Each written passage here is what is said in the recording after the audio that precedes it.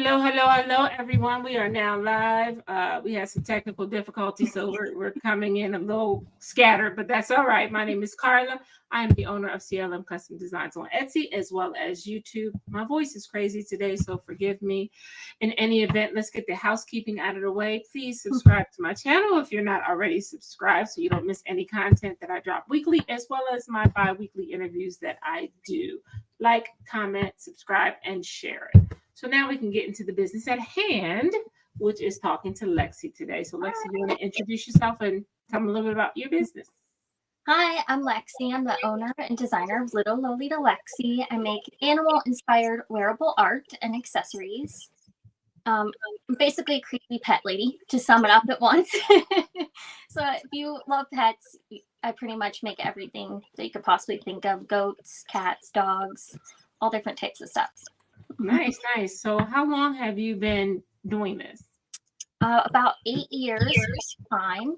So I've been in this industry for a really long time. Gotcha. And you said this is your full-time thing, correct? It is my full-time job. Sometimes it's stressful. It's fun.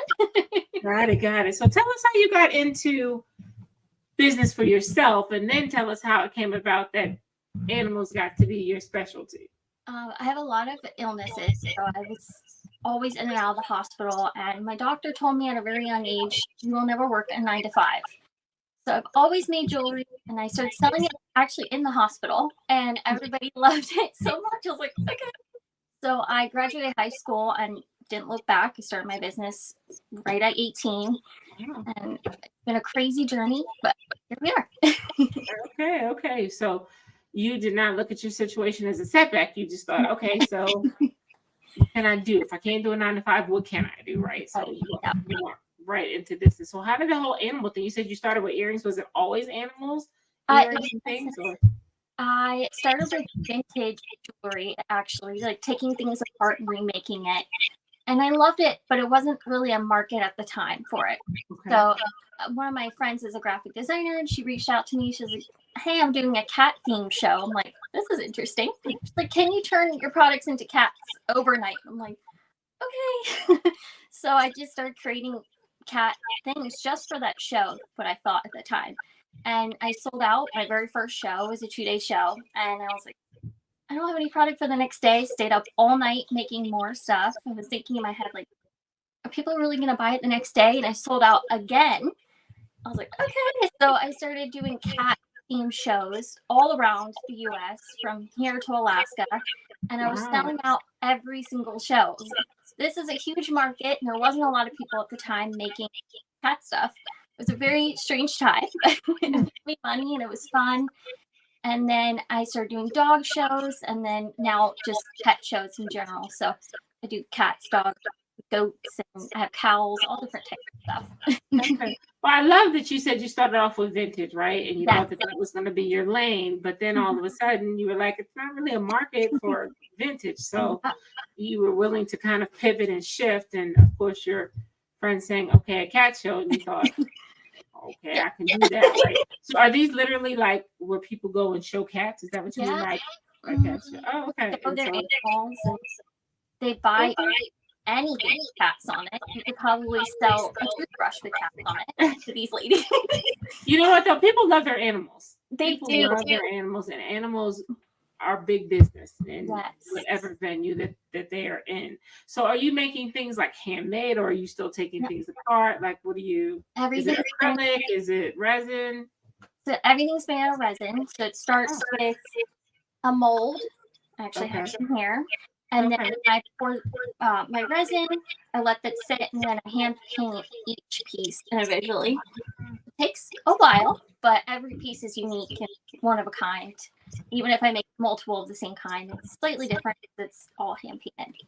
Okay, so it's considered one of a kind. Nice. I have to talk to you later about this resin. I'm venturing into resin, and I'm telling you, it's giving me the blues. But that's a sidebar.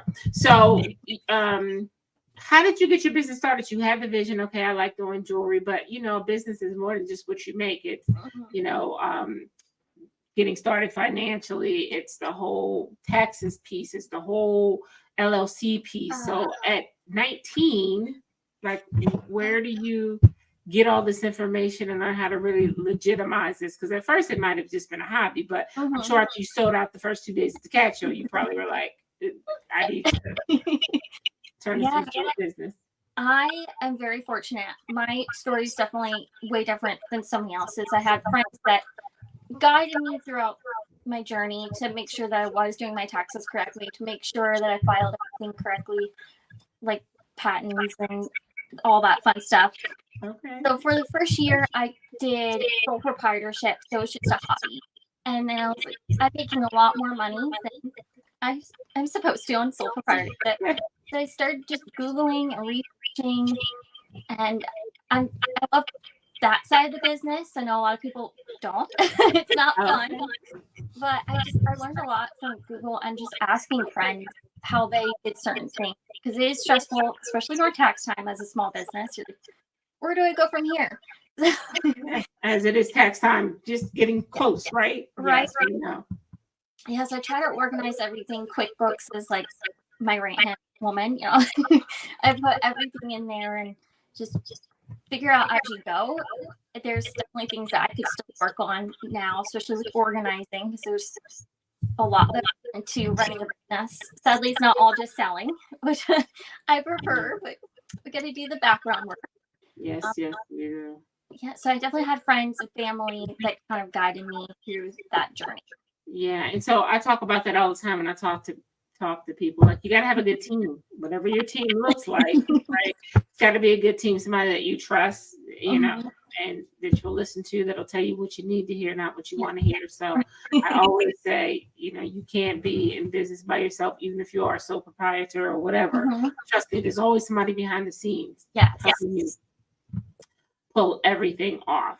So that's awesome. And so also, you know, age is not a factor. You said you started like straight out of high school. You just did what you loved and realized that you had to turn it into a business. So I think that that's awesome too. It doesn't, you know, you don't have to wait a million years to begin to start. So from the time you started, how long was it from the time you actually started with the earrings till you got to the cat space? About 2 years. Officially, I launched with it in 2018, but full time 2019 to like the end to the 2020. So I started it in that time when I was traveling so much and then COVID hit. So then I was going from in person to online. So I love the in person stuff, and then I also had to learn online stuff.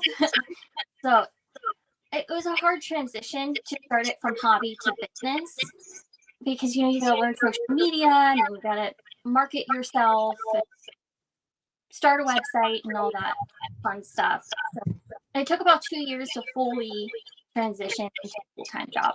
Yeah. So, because some people think it's overnight, they hear you say, oh, well, I was making vintage ears and all of a sudden I was blown up as a cat. It seemed like it's a short period of time, but it's a period of time that it takes to get those things going. Yeah. So that's all I always tell people. It's not for the faint of hearts. It's not a quick run. I mean, some people do blow up overnight, like you did once you finally got to the cat piece, right? But it's not always like that. And I'm sure even though with that, you probably have ebbs and flows in your business where it changes, where sometimes it's like a peak season, and then sometimes where it's not so good, because that's the way this works. I'm sorry, I hit something crazy. Yeah. So it's ups and downs, but you got to be in it for the long haul, but also recognize, like you said, when you need to take it from a hobby to an actual business. Yeah, because the IRS and Uncle Sam will definitely, if you don't know when it's a business, they will definitely let you know when. Definitely. You don't pay your taxes correctly, they will come after you, even if it's for 50 cents. Make sure you have it together. Let's talk about traveling, because you said you were going from here to Alaska. Like, what does that look like going from and then you said you have the health problem, so and I know your mom is your personal chauffeur, right? Yes. So it's not just you, it's mom traveling too, right? So I came to my mom right the day after high school. I said, we're packing up and we're going to Colorado. And she looked at me like I had 4 eyes, and I was like, no, we need to pack up and leave. So we packed our suitcases. I just put and a carry-on. TSA really does not like me. And then we got on a plane and we flew to Colorado the next day. And we sat up. My setup was super small and I barely had anything, but we were there. And I started networking with other small businesses that taught me, or showed me other shows and other events.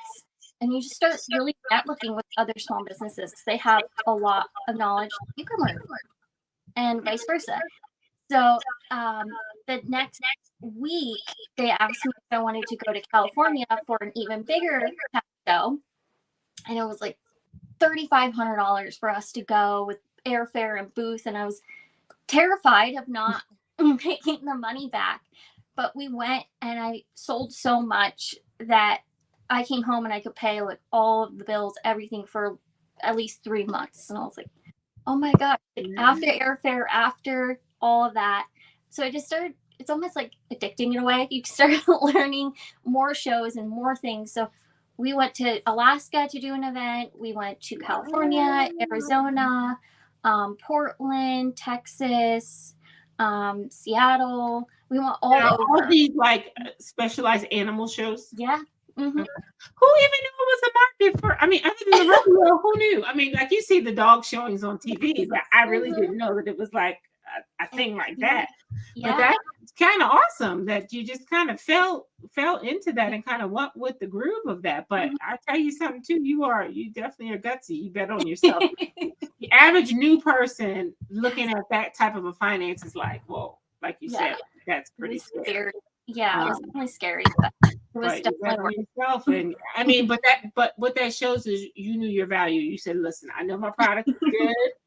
Right, I know I can do this and whatever. So I mean, more people should probably feel that way and take chances because what they say, without big risk, there's no big reward, right? And the other thing is knowing how to price your products is a biggie too, because you could have sold all of that, but if it wasn't at the right price point, you wouldn't have came out with what and I find that with small businesses, that's one of the biggest downfalls.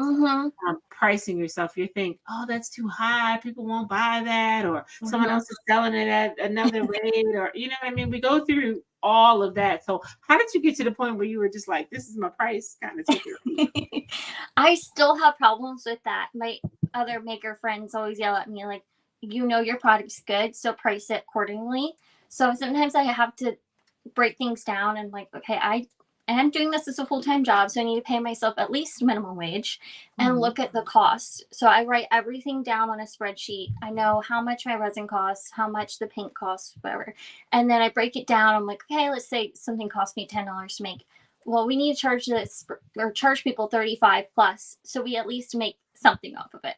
Then people look at my stuff and they're like, oh, your stuff is very pricey, but there's a lot that goes into it. And I still have issues with selling stuff or underselling my stuff and charging what I need to. I think as other small businesses have this problem too, there's people that sell their stuff for like $5, $10. I'm like, let's add a couple zeros to that. Right. I still have issues with it, but people do buy it if they genuinely love it. And you will find that customer. And I have to remind myself, I'm charging $35, $40 for this, but somebody will buy it and they'll love it. And exactly. And I mean, I think that sometimes when you charge lower, people wonder like, what's wrong with that? Why is that only, you know what I mean? So, and I think we devalue ourselves. So I think that is important. And I agree with you that we do struggle with, someone else selling it at a lower price, especially if you're at a vendor event and there's, many more vendors is doing what you do. Although I doubt that there's probably a ton of vendors selling animal stuff, but it probably happens on occasions. Yes.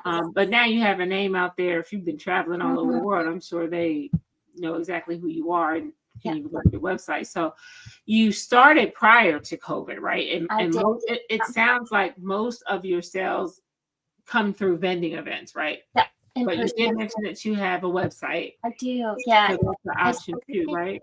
On Etsy, and then I just felt like there wasn't enough options for you to like specialize your products. I feel like every Etsy shop kind of looks similar if you don't take the extra step of props and good lighting and captions, stuff like that.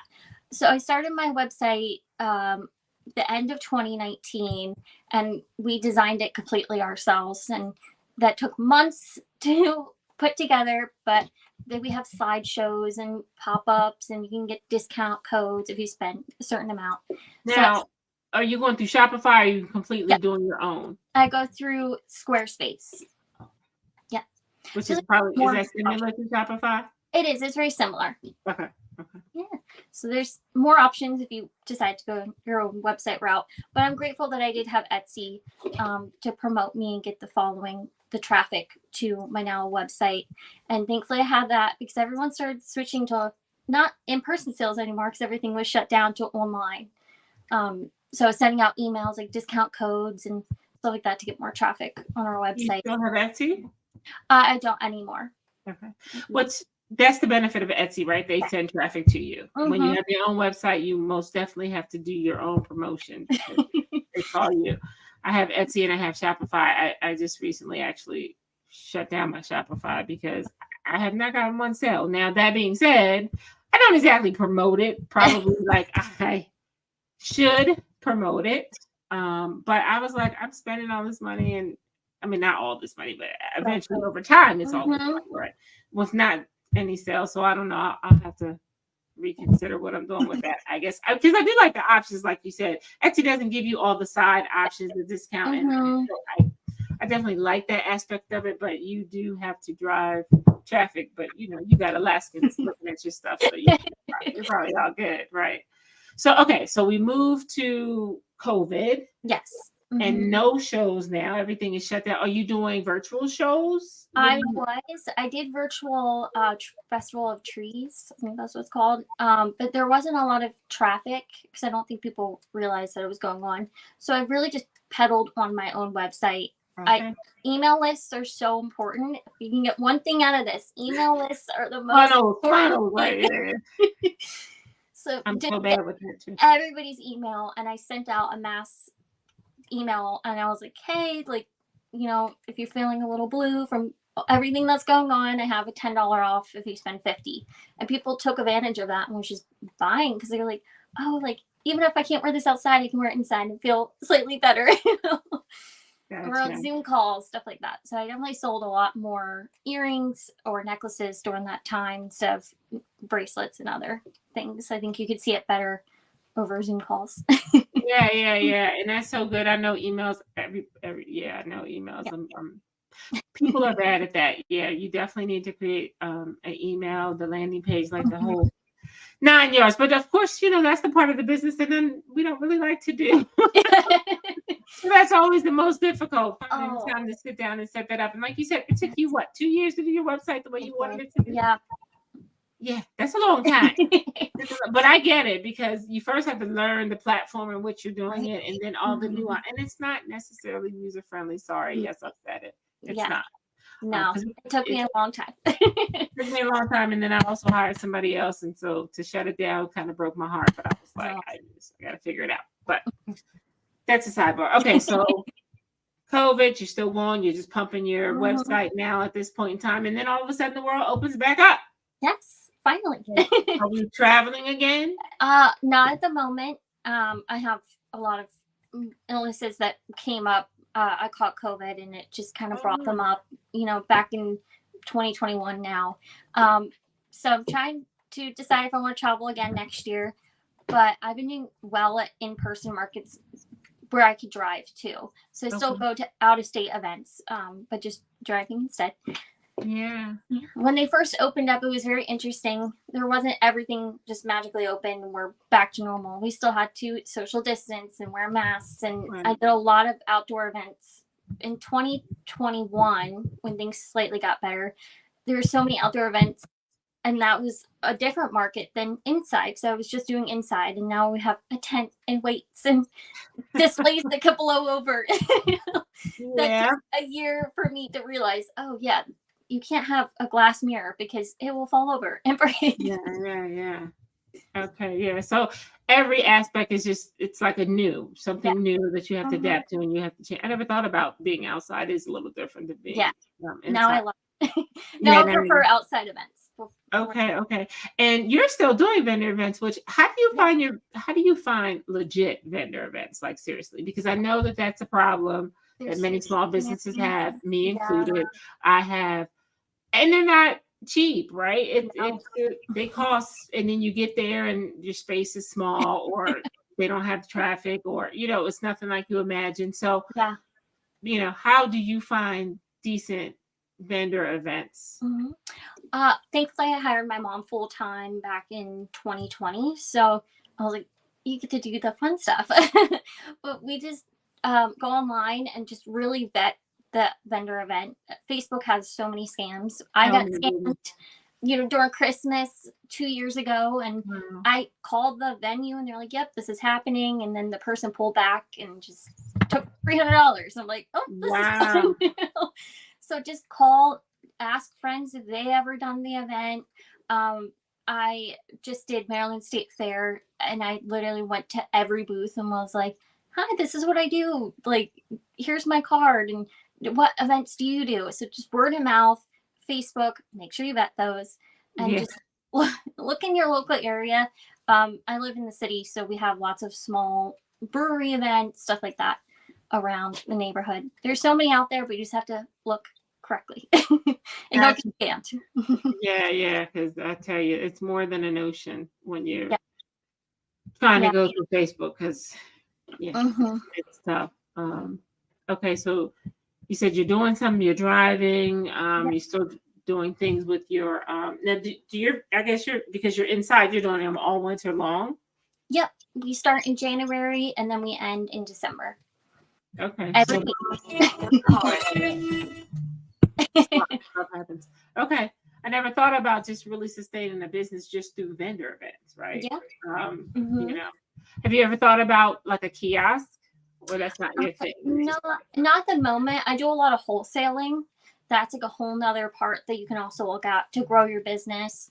I'm selling yard and shops and small boutiques. I'm in 10 different stores, and then I wholesale to 2 different stores. So there's a good stable income, outside of just markets. Sadly, markets are not the best. Sometimes they're hit or miss. So every single weekend, Friday, Saturday, Sunday, I pack up and we go to breweries, or this weekend we'll be at a cat show in West Virginia. So slowly, surely getting back into that. Okay. I'm like fascinated, because who knew that this was like a serious thing? I shouldn't be surprised, because again, people love their pets. They're like their children. So I shouldn't necessarily be surprised. I should be making some animal T-shirts is what I need to be doing, and following you out there events, because it sounds like that's where it's at. Yeah, it's so fun. It sounds wild and out there, and people look at me like, what is wrong with you? I'm like, no, but it's like fun, and people show their cats and they buy your products. And I went to Atlantic City to do a cat show, because they're all like, oh, you should come with us. So it's an interesting market, but it's really fun at the same time. Yeah, I bet. Good thing you don't have any allergies, right? I know, knock on wood, I'm not allergic to cats. I have one on my own, and she's with me, so I don't think I am. Gotcha. That is really, really fascinating. So at this point, literally all you do, like if someone said, hey, do something else, or your thing is animals. Yeah, just animals at the moment, until I feel like this is going to be my market forever. So is it earrings? Like what type of? So I make necklaces, rings, bracelets, hair ties. I make trinket boxes, sunglasses. Pretty much everything you can possibly think of, I make. Gotcha. Do you take customized orders, or is your stuff just you make it and it is what it is? I do custom orders. I tend to not do them because sometimes it doesn't come out the way that the customer wants, and then they get upset. It's like, you can only do so much with paint and resin. So I try to stay clear from custom pieces, but if it's something I already have, just a different color, I always take that order. Gotcha. Okay, awesome. So you have the website that you do, and then you have Facebook, I'm assuming Instagram. Yes. Instagram, Pinterest, TikTok. Now, how do you find it is maintaining those sites? I have a sticky note on my mirror every day. Like, okay, I got to post on Instagram, Facebook, TikTok. Like, it just go down the list because you have to post every single day to continue your following and your views. So I try to film something for TikTok and then I'll just post it on other platforms. So I only have to do it once, but then, share the content everywhere else. And Pinterest is really big right now. If you just post a photo and then add your website link, I have a lot of orders through Pinterest recently. I discovered that a few weeks ago. I'm like, oh, this is fun and simple. You just post something and you're done. Oh, okay. I find it kind of daunting to do all of those. I mean, I never was a big Facebook poster anyway, and now everybody is like trying to get away from Facebook like that. Anyway, at least the group pieces. I mean, I guess people are still posting, but yeah. Well, you are doing a lot, girl, but it is your full-time thing, so I get it. Some others may have 9-to-5s that they're dealing with, or other part-time things that they're dealing with in addition to their small business, which definitely makes a difference when you jump all in opposed to doing something else. So I definitely get it. But what would you tell if you had to think back and say the hardest, or maybe something you wish you would have done differently or knew to do differently when you first started? What would you say that would be? Trust people less, if that makes sense. When I wholesale to a very large company, I'm not going to say names, and they stole my product and never paid me. So definitely, if you're going to get into that industry, have a contract. Just recently learned that like 2 years ago. I definitely would do that differently, but business-wise, just promote more, because it's so hard to get your name out there now on social media because there's so many other small businesses. So you have to stand out, be unique.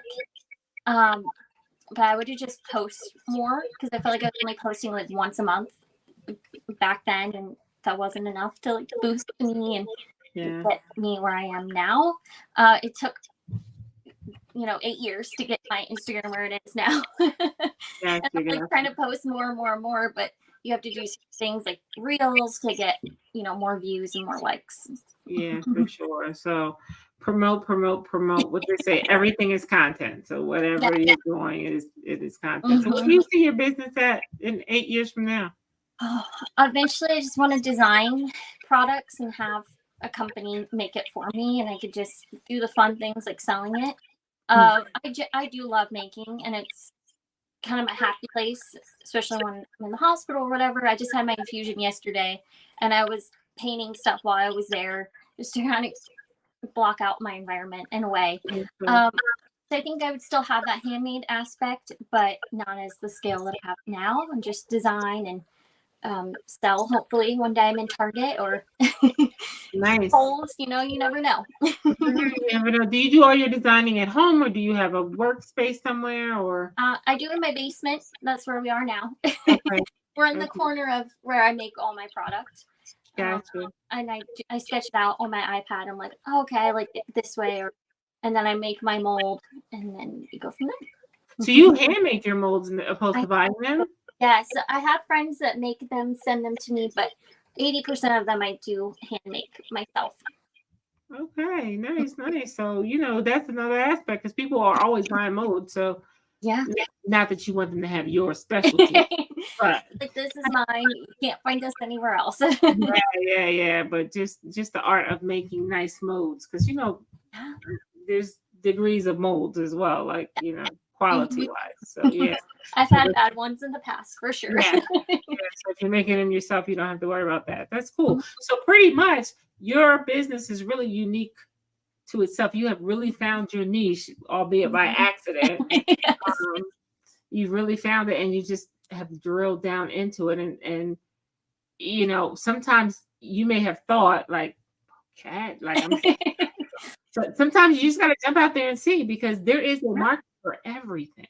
Yeah. You got to tap into what the market is, because like Facebook or Instagram, the highest reels are animal reels. Yes. Aside from people hurting themselves. That hurts. Yeah, but animal reels. So, that being said, that was the market to tap into. So that was just, sometimes it just kind of falls into your lap. Yeah, it definitely did. The girl that designed my logo is the one that started me on the animal journey. And I thought it was crazy at first. Like, and I still think back, I'm like, oh my gosh, I did that overnight. And I went, but it was so fun. And I'm very glad that now I'm in this pet industry because not a lot of people are in it, or at least what I do. So it's fun to stand out a little bit and have a unique product that people don't have. Absolutely. You took it and you ran with it, and the sky's the limit now. So I think that that's awesome too. I mean, you find some of the great things in the most unlikely places. It's a great way, creativity wise. I mean, you can kind of do what you want to do, right? And also, I'm sure, like you mentioned before, it's also therapy for your illness because creating takes your mind off of other things, you know what I mean? And do what you love, and it's always a great thing. So I absolutely love that. I have enjoyed talking to you. I'm fascinated with it. I'm going to Googling animals, right, to see where all these places are. I'll be down the rabbit hole tonight, looking for all this thing because hey, it may be a direction I need to go in. T-shirt wise, just yeah, you know what I mean? You got to give the people what they want. So I think that is absolutely awesome. So what do you want to leave the people? What would you tell someone if they said, hey, I'm ready to start my journey? Just go for it. I know a lot of people say that, but there's never going to be a perfect time to start your business. It's now or never. Like, just post, get out there, talk to everybody, and just annoy everybody. That's what I always say. Just go up to every vendor and be like, this is what I do. And just network. I met so many friends by just chatting with one another, and I help them grow their business and vice versa. And just talk to everybody, get your name out there. You can sell product anywhere. I mean, I've sold earrings in a Walmart because this lady was like, oh, I love your stuff. I'm like, oh, I make them. Just get your name out there, start, and post as much as possible. Yeah. And it doesn't have to be something big. It could be the smallest thing, and you can kind of go from there and take it wherever it goes. Because I'm sure you never thought you would have been in Alaska. No. But it has afforded you the opportunity to travel. So that's a nice byproduct of having your business, right? And being able to hire your mom. That's awesome. I'm sure she loves being able to travel and see all the things as well. Now, does she do any creating herself? She does. She crochets now full time. She just crochets away. So she's now selling her products at markets and different stores. She was a nurse before, so now it's like a totally different field. But during the pandemic, it was just she couldn't go into the hospital because of me having a lot of illnesses. So she's like, oh, I love crocheting. She's crocheted her whole life. I'm like, just sell them. There's a huge market for that as well. So is it animals too? It is. I should have known, right? Yes. Yeah, I mean, that's where she's going. Listen, she's traveling with you. You might as well make it worth her while too, right? Yes, she loves it. Yeah. So, like I said, sometimes things you got to have your eyes and your ears open, and then you have to be open to whatever experience is. You can't say no. I don't do that. I make vintage earrings. I don't do animals. Well, here we are. Yeah, here we are. Who knew, right? Just try it, and you might actually love it. So great. Well, guys, you have heard it from Lexey. She was a young entrepreneur that has moved into being, now a mature entrepreneur. So no excuses. You've seen it from the ground up, literally, how she grew her business. And she might be one of the overnight sensations, actually. So, you know what I mean? It can happen. Just depends on what your product is. And if you're around good people, you got to get yourself in the room, right? So you got to get yourself in places where there are people. And Lexey is here to tell you that vendor events could be a good thing for you. Just make sure that you vet them. But it definitely gets you in front of large audiences, especially if you're doing vendor events that are already established, right? That are already well established in the community. You might have to put out a little bit, but the possibility of your return is there as well. So just weigh the cost. But you've heard it from Lexey. Definitely jump in and get started with your business. Well, I have enjoyed talking to you this evening, despite all the technical difficulties and everything else.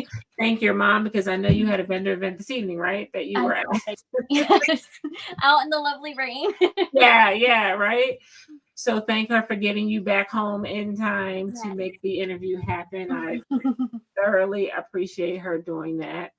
And guys, thank you for hanging out with us. If you were not live in the chat, which I didn't see anyone, and that's okay, you can certainly catch it on the replay. It will be on my channel, so you can check it out anytime so that you can catch up the tips that Lexey is telling you about. So I'm going to end this live. Lexey, stay on for 1 second, please.